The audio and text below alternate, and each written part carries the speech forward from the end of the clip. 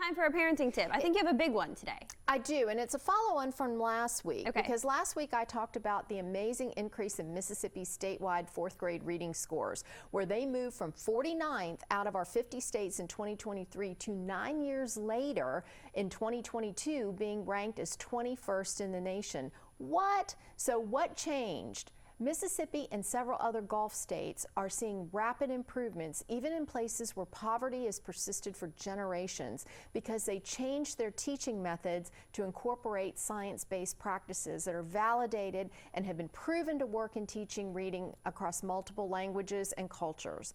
But not only did Mississippi change the curriculum back to something people my age might recognize, which is teaching phonics, they're also adding resources such as literacy coaches for teachers to help them teach this, and for students to support with their preschool with resources such as coaches. Then when children are assessed below expectations, they can be supported. It's all working to really move the needle and set their children on a path for future academic success. The science of reading includes 4 pillars. The first being phonics. So essentially teaching phonics is teaching the relationship between the sounds of the spoken language and the letters of the written language.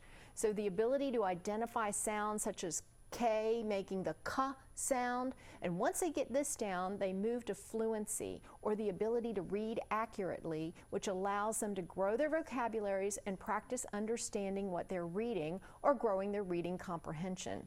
So when children score well in reading comprehension, they typically go on to future academic achievement, and if they don't, they are at high risk of not doing well academically.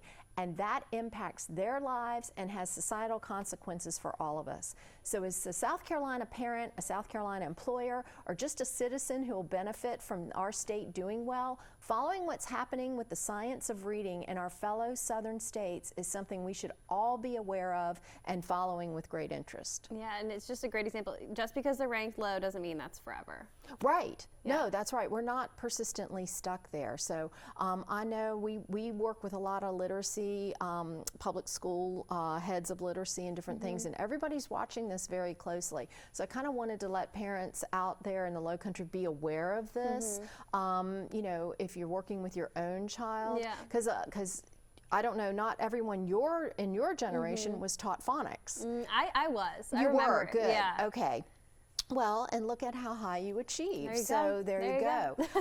Yeah, and it's because they've tried different modes over the years, but the one that really has the developmental outcomes that lead to success is this form of teaching, the science of reading. So I encourage parents to look at that and ask about it in your schools. Yeah, and last week you encouraged parents to just read an extra book at night. That's right. Anything else that parents can do at home to help this? Yeah, I think so. And that is to, when you go over the letters, it's one thing we teach them to the A, B, C, D, E, F, G. You know, my son could sing that song coming from day school when he was little, and I thought, okay, well, he knows the alphabet. And then I remember when I tried to help him start to read, he didn't know the individual letters and the sounds. So we backed up and worked on that. And I think that's an important thing, and it's easy to do with a child, with a book. It's interactive. It's all the things you want to have to help those brains develop.